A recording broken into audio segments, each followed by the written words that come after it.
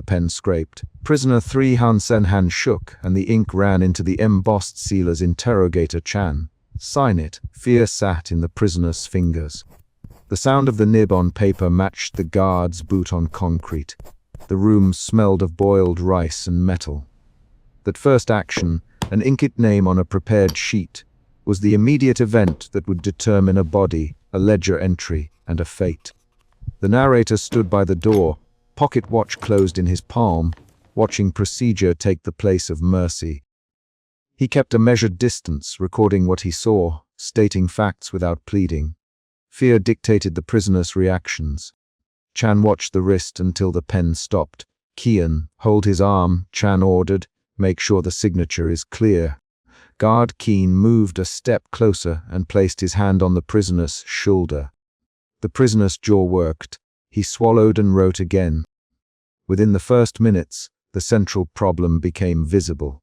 Confessions here were instruments that produced enemies on command. The compound converted truth into form, and the question pressing the narrator forward was simple and concrete. How many lives had been reduced to signable paper? He had come for records. He found a system built to produce little else. The narrator's role, as he had defined it before entering, was to mark procedure, list actors, and expose the mechanisms that turned accusation into execution. The baseline context followed as action. The narrator moved through the registration room with archivist Ms. Dara, who carried a stack of identically bound ledgers. Ms. Dara's hands were steady. She placed a photograph into a slot and opened to a page where neat columns awaited names, ages, alleged crimes, and final dispositions. "We file them here first, Ms. Dara." Then confessions. Her voice held a practical flatness. She did not explain why.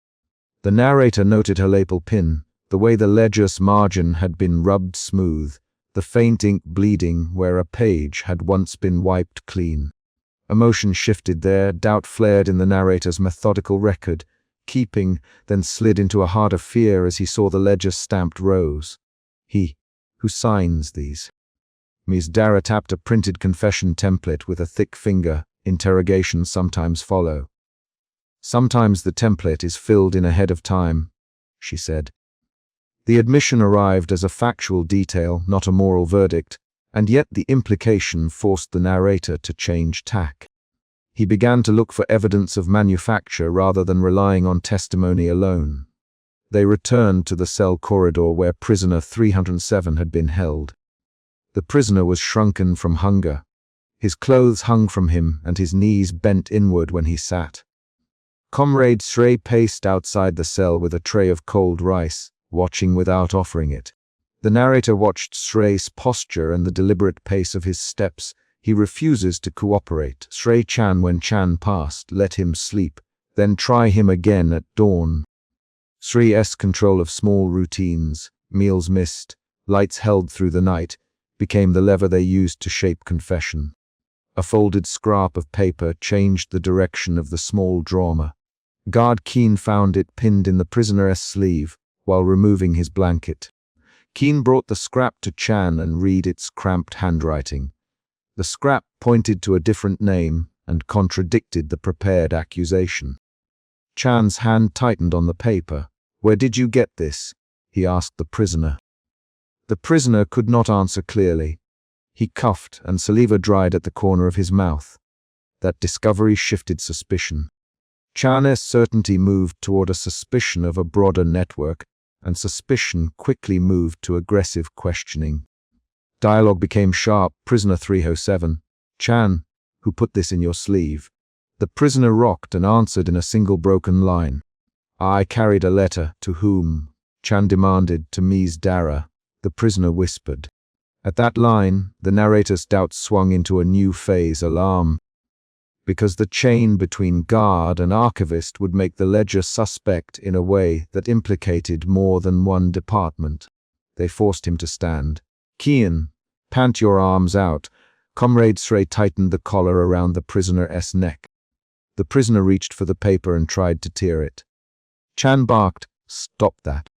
Sign the name on the paper that we give you." The prisoner tore at the edge, then let his hand fall. That resistance, tiny and immediate, became the hinge for the chapter. The creature of procedure demanded a full, public confession that would name targets beyond the cell. The staff removed food and enforced wakefulness. Lights remained on in the detention block, and the prisoner paced until his legs wobbled. He collapsed onto the pallet and pressed his forehead to the coarse blanket.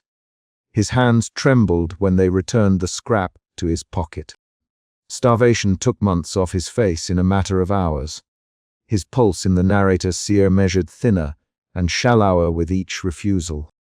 The narrator recorded the times the guards opened the cell, the duration of their interrogations, and the intervals when the prisoner fell into a doze and was dragged awake. You will tell us the full list. Chan at dawn, start with this name. They dragged him from the truck and shoved him before a wooden table while a guard slammed a blank sheet down and said, "Sign it." Fear sat in the newcomer's fingers. The paper trembled. The intake yard smelled of boiled rice and wet concrete. The immediate problem was visible and loud. Give a confession on a blank form or be carried to another cell and left to die. Prisoner 512 stared at the sheet. Prisoner 512 knew the stakes. A camera clicked. The guard who had pushed him barked, "Sit." A man with a camera stepped forward and said, "Photograph." Those 3 commands arrived like orders to breathe. The yard kept moving around him. 2 men folding a bundle, a clerk checking names, a dog nosing at the dust. Interrogator Chan stood with his arms folded and watched 5012's hands. The narrator recorded each movement with the same flat cadence he always used. The narrator's voice felt like a measurement, not comfort. The fear that held 512 did 2 things in quick succession. It narrowed his vision to the paper, and it opened a thin door to calculation. He did not cry. He searched for any immediate option to change what Chan wanted. The first emotional shift arrived in the shape of doubt that a signed line could save him. He remembered, briefly and specifically, the ink smear from another hand. Prisoner 307's pen scraped the paper, and the name blurred under a damp thumb. That memory was concrete, not poetic. It settled into 512's mouth like grit. Name, the photographer said. Where from? The questions were routine. The intent beneath them was not. A number of staff took turns asking and writing. The ledger waited on its stand like a machine. Prisoner 512 answered in short statements. He, Finam Pen. I worked at a rice mill. He, his brother's name. He, his neighbor's names. He watched each fact become a column, then a cell number. The second emotional shift began. Calculation shifted into resignation. His shoulders slumped a fraction. He chose words as if mapping a route through danger. In the registration room, the photographer placed a metal plate behind the prisoner's head and snapped 3 frames. Eyes forward, the photographer said. The click of the shutter joined with the scrape of a pen from another table. The clerk recorded 512's birth year and his known addresses. Then a sharp pencil replaced his name with a number in the ledger. The act of renaming was deliberate and soundless. Prisoner 512 kept watching paper change his identity. Prisoner 307 was in the next cell. When 512 was pushed past the corridor, a whisper cut across the bars. "They make you say things," 307 said. "They give you words you never used and then stamp them down." 307's voice did not tremble. He held a small folded scrap of paper at the door hinge and pressed it against the bars so 512 could see the cramped handwriting. Prisoner 307. 307 said, "They wrote my wife's name even though she was alive. They wrote the dates. They write everything so it looks like you told them." 307 tapped the paper with a nail. "You write and sign, and the ledger already decided." That was not a theory. It was a specific report about a stamped column for dates and an execution schedule. 512's doubt hardened into suspicion. He looked at the ledger memory inside his head. Neat columns, prayer-filled verdicts. The ward routine supplied food at dusk. A bowl with 3 ladle scoops of watery rice. Hunger arrived as a physical pressure. The cell's door banged. Guard Kayat tossed in the bowl and slammed the bar. "Eat," a Kiet, and the sound left no room for questions. 512's hands moved to the bowl. He ate while calculating what he might say later. The narrator made note of the small behavior. 512 ate with his thumb tucked under the rim and kept scanning the corridor through the tiny slot in the door. When Chan called 512 back to interrogation, the corridor felt narrower. They walked past shelves of ledgers. The ledgers were bound in cloth and labeled in a precise hand. Each file had a photograph stapled inside. Chan opened one and pointed. "See," he said, "confessions must match records. We only write what is needed." Chan's voice was flat. His hands were steady. He placed a confiscated family photograph on the table between them. "This is your wife. Chan, tell us about her." He slid the picture toward 512 and watched. 512 looked at the face in the photograph. A necklace, a missing front tooth, a birthmark on the cheek. Those were concrete details he could confirm or deny. He felt the second emotional shift complete. Fear moved into helplessness when Chan used private facts to open wounds. 512's mouth became a dry instrument. He swallowed and failed to make a sound. "Why did you leave the rice mill?" "Chan, why did you speak with the truck driver?" His questions were specific. 512 answered with halting facts and then tried to add a protective lie. Chan pounded the table. "Write it. Chan, sign this." He pushed the blank sheet across, the same way a magistrate pushes a decree. The paper's texture matched the memory of 307's ink. 512's elbow knocked the pass of a ledger, and the book fell open to a page with a faint, inked verdict. At that moment something unexpected appeared. The ledger held a filled box marked with a future date and a small note in a margin. 512 leaned forward. "What is that?" he asked. Chan's expression changed in the barest tilt. For a second his guard slipped. He closed the cover and smiled like a man closing a door. "Routine, Chan. We note schedule. We file. You sign. It completes the process." Chan's answer did not explain the margin note. Kiet stepped closer and said, "Sign it, 512. Make it easy." Kiet's voice contained impatience more than cruelty. His impatience changed the room's temperature. That became a small confrontation. 512 stared at the handwriting and tried to measure whether any alteration of his words could change that date. Back in the cell, 307 bent to whisper another rule. "If they give you a name, use it. If they tell you to sign the exact words." 307's tone was precise as a recipe.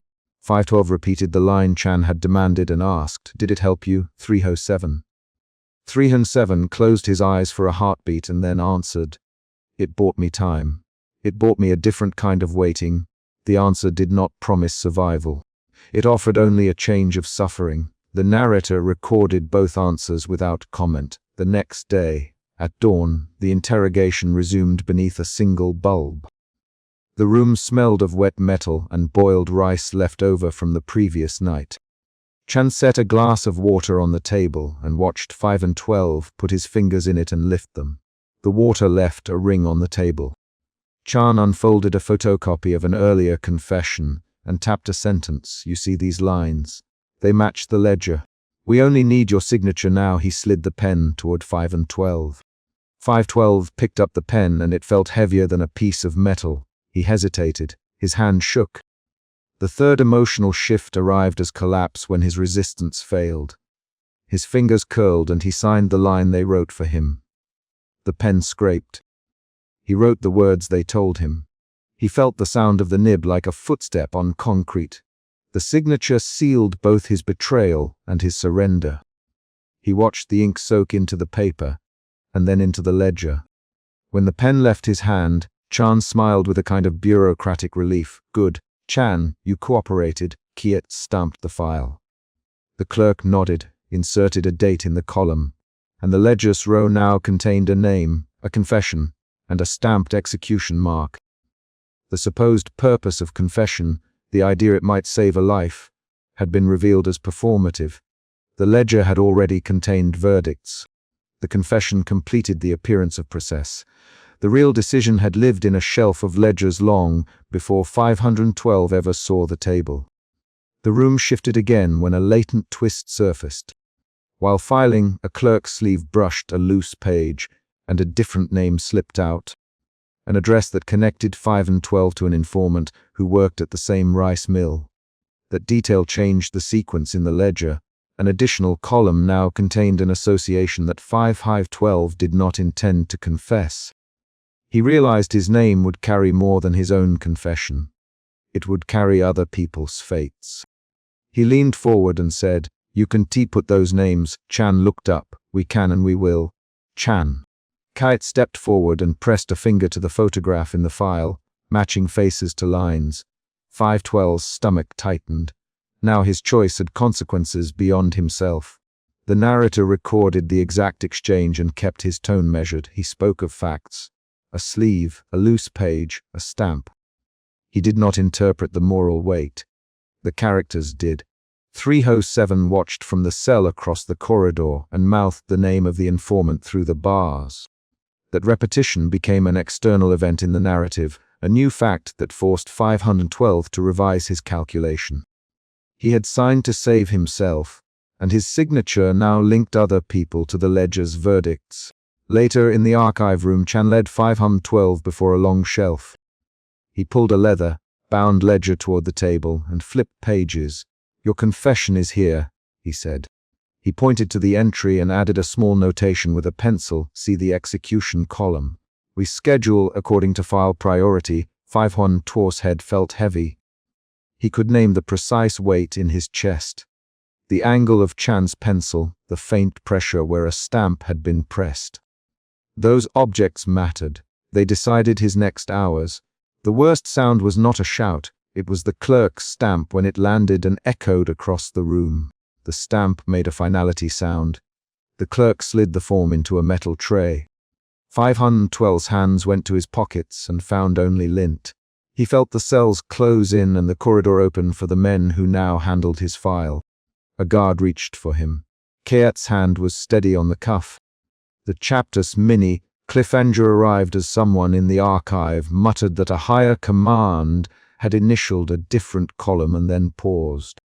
The pause produced a momentary uncertainty. Had someone above already moved 512's file to a different schedule? Chan's face tightened. We follow orders," Kaet added. "We stamp what we are told." That exchange suggested a force outside the room had already decided some fates. It made the system feel larger and more certain than any confession. The narrator noted the pause and promised further records would show the hierarchy. The promise was a structural fact, not an appeal. After signing, 512 was led back to a narrow cell with a single small window. The cell had a pallet and a metal bucket and a scratch on the wall where someone had written a number in old charcoal. 307 tapped the bars and said, "You signed the one they gave you. Now sleep. Eat what they give you." "We do what we can in the dark." 512 lay on the pallet and could not sleep. He thought of the ledger shelf and the neat hand that had written an execution date beside a printed name. He thought of how 307's pen had smeared and how his own signature had made that smear legible. The next morning the clerk reopened the file. That motion was an event. A cover creak and a warm hand turning a page. The clerk checked a column and wrote a small initial. The commandant's initial appeared like a metal stamp of approval. 512 watched through the bars as the file moved from hand to hand. A guard carried the tray with the signed page down the corridor. Those footsteps echoed and signaled a transfer of responsibility that did not involve 512's words anymore. The bureaucracy had resumed control. A concrete reveal closed the chapter. The ledger contained not only confessions but set verdicts, scheduling, and references to informants. The ledger's architecture had been the decision maker from the outset. 512's signature completed the performance, but it did not determine the outcome. That discovery changed how 512 thought about his earlier choice. He had signed believing the act could purchase time. Now he understood that signing only completed what the ledger had already decided. The final paragraphs are not reflection. They are action and consequence. The clerk placed the signed sheet into the designated slot and slid the tray shut. The commandant initialed the file with a small, certain mark. Chan watched the file move and then met 512's eyes for the first time with something like professional pity. Kai took hold of 512's arm. "Move, Kit." The door opened. The boots on the concrete fell into rhythm. The ledger closed, the tray slid away, and 512 was led out of the registration room into the corridor that smelled of boiled rice and metal. The corridor led to a cell where waiting would continue. The clerk closed the ledger, slid the file into the metal tray, and guard Kiet's boots echoed as he led prisoner 512 down the corridor. A card of pre-printed confession forms thudded into the dormitory aisle. "Sign it," interrogator Chan as he pushed a form toward prisoner 412. Fear tightened prisoner 412's fingers around the thin paper. Guard Nguyen's boot scraped the concrete twice. The sound turned heads into the line. The dormitory smelled of boiled rice and damp cloth, and the first visible problem stood at the front. Names already printed, boxes already ticked. The narrator recorded the push of the cart and the tremble in the prisoner's hand with the same even tone used for ledger entries. Prisoner 412 knew the stakes. He had been taken from the road 2 days earlier, blindfolded, counted, and shoved into a truck among men who whispered his village name. The narrator had seen earlier evidence of this process. A pen had scraped in a prior intake. The ink had bled into the seal when prisoner 307 signed under pressure. That earlier scrape had been noted in the ledger. The paper track of compliance had started then and led to what happened now. The ledger turned identity into instruction. The problem in the room was concrete. Sign a prepared confession and accept the names printed next to yours, or refuse and invite a different punishment. The choice was presented as paperwork and obedience. Clerk Srey stood at a folding table under a single bulb and lifted a camera. He arranged a row of faces, snapping shutter after shutter, clicking each portrait into the registration folder. "Face forward," he said, eyes here. His voice was flat. Prisoner 412 stepped up, hands still trembling. "Name." "Srey, prisoner 412, the man answered. Srey wrote the number and then, without looking up, checked a column and wrote a short mark in the margin. The act was precise and quick. Precision turned people into numbers faster than a shouted order. A guard passed the cart along the bunks while interrogator Chan read aloud names already assigned. Prisoner 205, Chan, prisoner 307. Each name matched a printed sheet. When the cart reached prisoner 4-12, Chan held the form to his chest. "Sign it." The prisoner stared at the block of typed text that accused him of sabotage and of connections to enemies he did not know. Fear shifted toward disbelief. He looked at the people nearby and saw no allies, only hollowed faces and eyes that watched without help. Guardian spoke low to interrogator Chan. "We move quotas today." Chan tapped the ledger with a gloved finger and said, "Ledger says yes." The ledger sat on a narrow table like a judge. It had neat columns. Number, photograph, confession summary, quota mark. When Clerk Srey opened a fresh page, the camera flashed and the men signed with hands that shook. Prisoner 4-12 hesitated and the pause stretched. Suspicion moved through him, suspicion that the list in the ledger was not a record but a plan. He remembered the pen scrape he had heard over the walls 2 days earlier. The way the guard had slammed a blank sheet down in another intake and said the same word. "Sign it." That memory was concrete and guided his hesitation.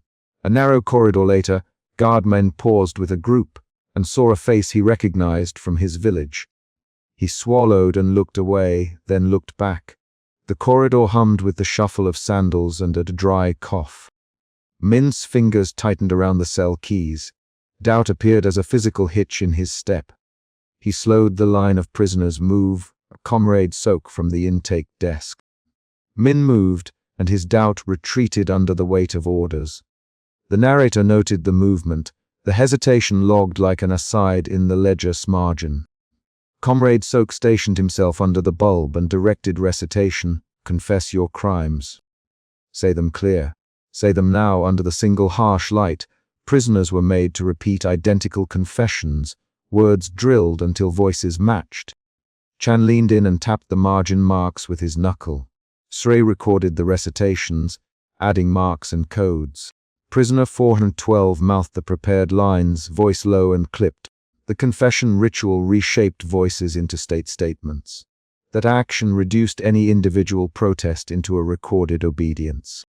Inside the registration backroom, Clerk Srey folded a ledger sheet and slid it across to a colleague.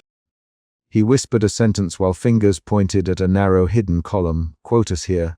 Srey, execution marks there." The colleague's jaw tightened. He counted the marks in the fold, the small strokes that meant removal. The ledger had a column that did not appear in the intake area, a column used by those who decided who would leave the camp next. The discovery was an admission. The ledger was active, not passive. Prisoner 412 watched Srey's movement through the crack in the half-open door. His mouth tasted of dry rice. He had learned the layout in 2 days. The intake table, the back room, the small corridor leading to the yard. He tried to memorize the guards' faces. "What is that for?"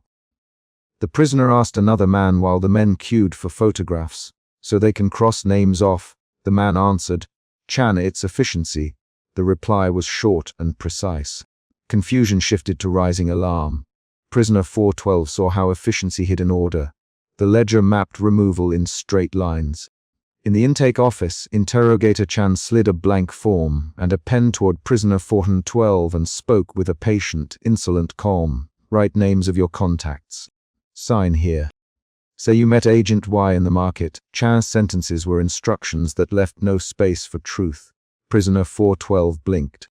He felt the old H in his jaw from being hit 2 days prior. He pressed the pen to paper. His hand shook so badly the nib smudged ink across the typed accusation. He stopped and pushed the pen back. Chan's face tightened. "Sign it now. Chan, or I will write for you." The prisoner looked at the ledger on the table. The hidden column could be seen when the book was slightly open. The discovery of quota marks returned like a physical pressure to his chest. A brief argument began at the ledger table. "You cannot name people you do not know." Prisoner 412 said. "I do not know them," Interrogator Chan answered. "You have a choice. Write their names or we mark refusal." "You understand refusal?" The exchange grew louder. Comrade Sok watched the margins and said, "Decide quickly." The ledger will not wait. The argument contained short lines and fast back and forth. Mine stood at the doorway and clenched his jaw. The prisoner tried to look into the faces of the guards for a sign. Min's fingers trembled once and then steadied.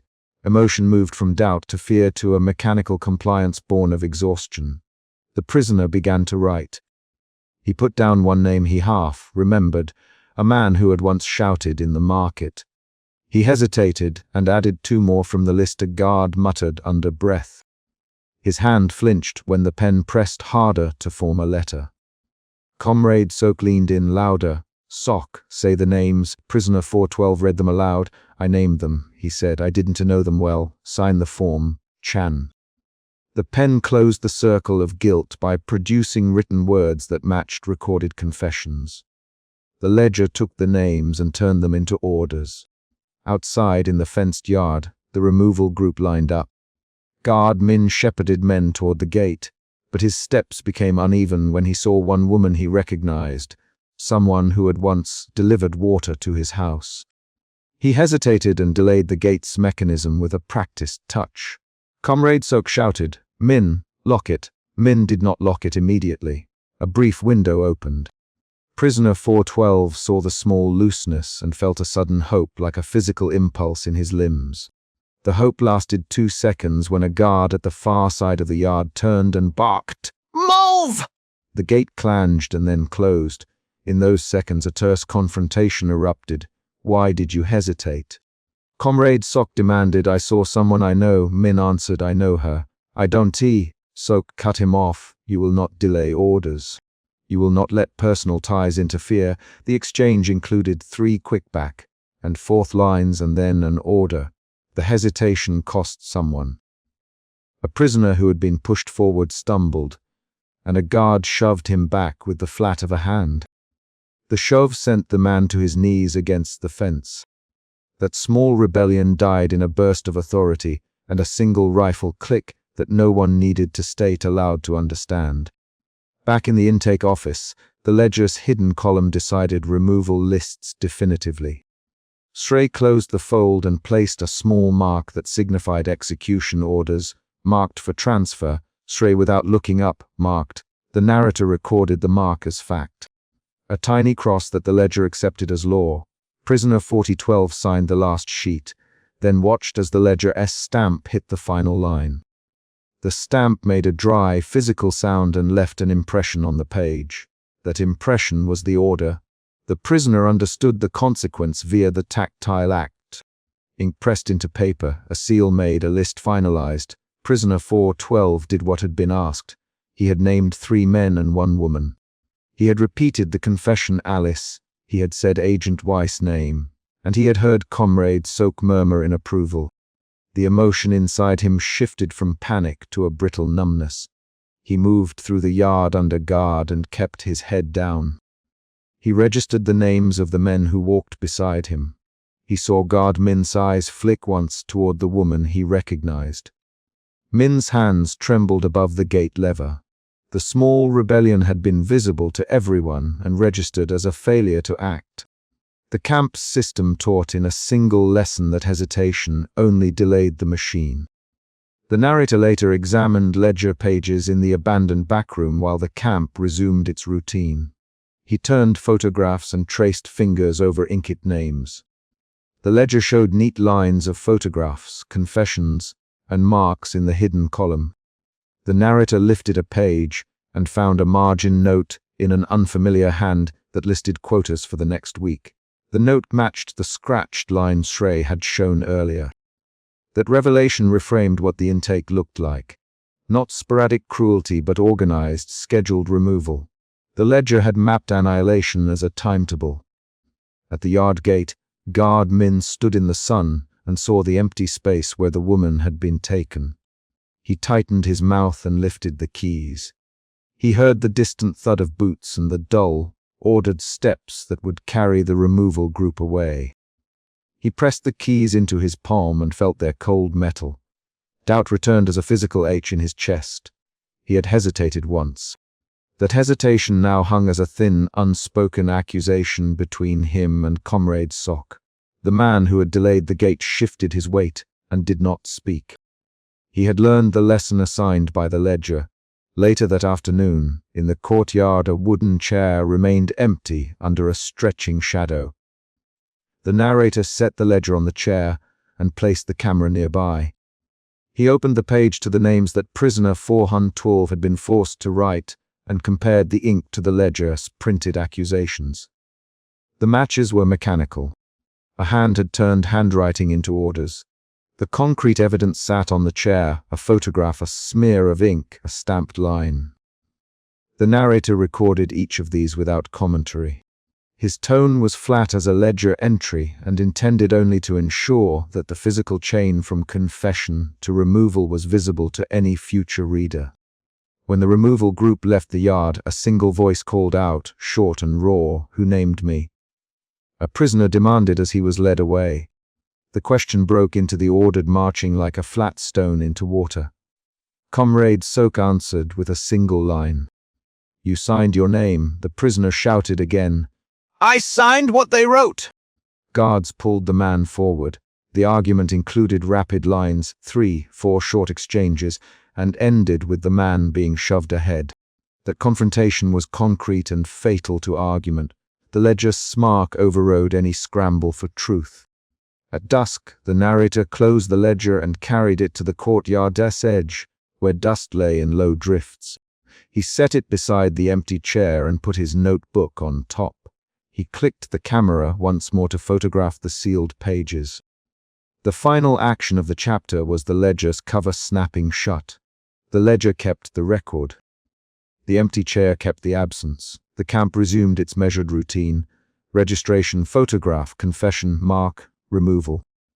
The narrator's last recorded line described the sound of the ledger closing and the way the camp continued without visible agitation. The chapter's remaining conflicts, guilt for prisoner 412, doubt in guard mine, the ledger's presence, were resolved into facts listed by the camp and preserved in ink. The chair waited as proof that the ledger's process achieved its end. Names written, names removed. The ledger unmasked itself that day as an instrument of policy, not a passive book. The narrator left the courtyard and noted the dates and times of the marks.